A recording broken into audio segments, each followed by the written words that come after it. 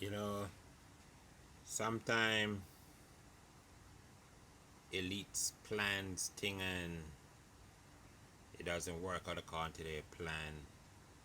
Then they realize that they've thrown themselves another 1 to 2 decades backwards, then have to play catch up from there. But they're the elites. That's the business they're in.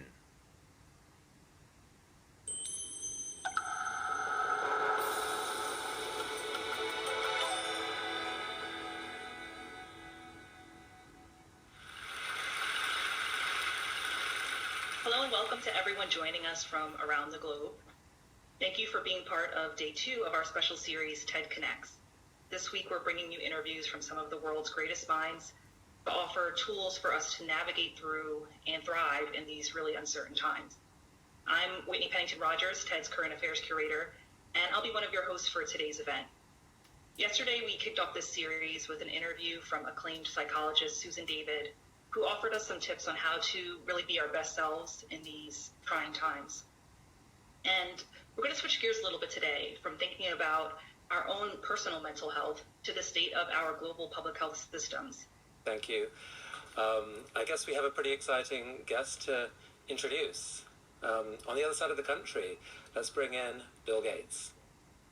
Bill, they say the better known people are, the less you have to intro them. So it's great to have you here. How are you doing?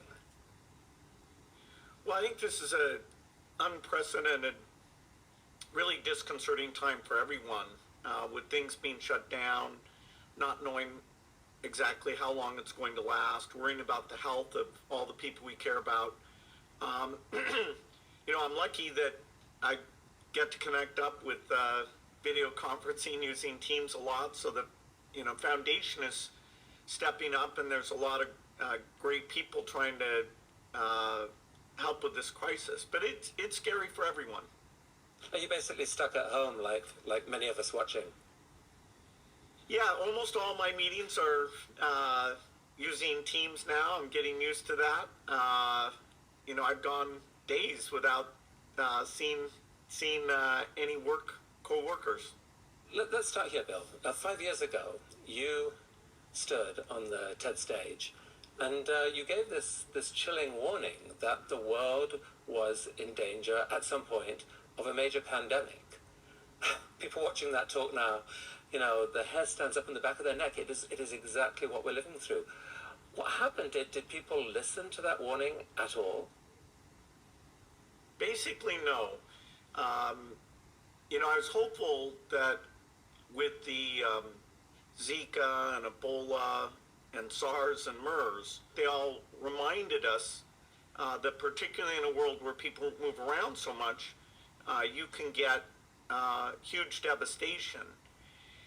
And so the talk was to say, hey, we're not ready for the next pandemic, but in fact, there's advances in science that if we put resources against them, we can be ready. Sadly, very little was done. There were some things. The Coalition for Epidemic Preparedness Innovation, CEPI, was funded by our foundation, Wellcome Trust, and a number of governments to do some of the platform vaccine work. But in the area of diagnostics, antibodies, antivirals, basically doing the disease games that I talked about where we'd simulate what needed to be done, we hardly did anything. And so now here we have a respiratory virus that is sadly fulfilling some of the more negative predictions I made. I mean, last month you said that this might be the big one. You wrote that this could be the sort of once in a century pandemic that people had been fearing. Is that how you think of it still? Well, it's awful to say this, but we could have a respiratory virus whose case fatality rate was even higher. If this was something like smallpox, that kills 30% of people. So this is horrific. But in fact, most people even who get the COVID disease, are able to survive. So in that, it's quite infectious, way more infectious than MERS or SARS were. It's not as fatal as they were, and yet the disruption we're seeing in order to knock it down is really completely unprecedented. So this is it's going global. It's respiratory. That was the great fear. How many people end up dying? Hopefully, if we do the right things, it won't be a gigantic number. So it's, we should end up not having a 1918 flu situation. We should be able to do a lot better than that.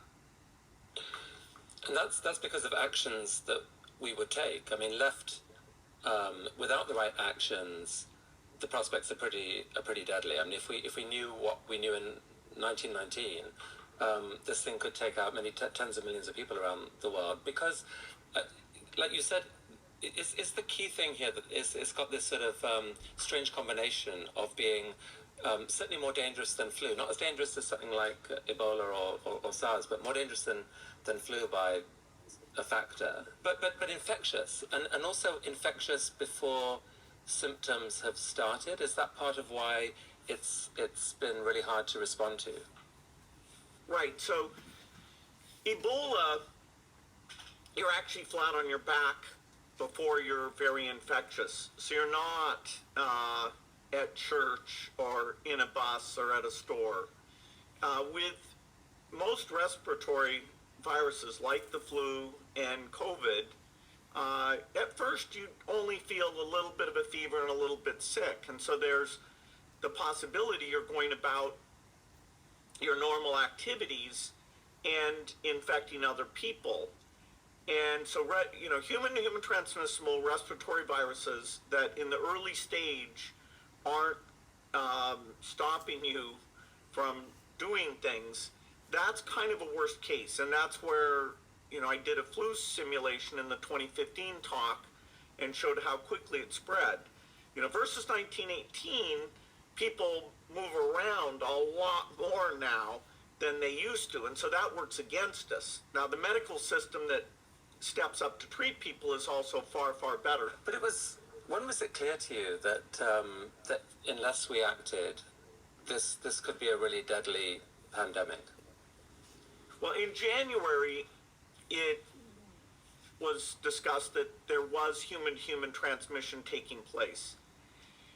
And so, the alarm bells were ringing that this fits the very scary pattern, that it will be very difficult to contain.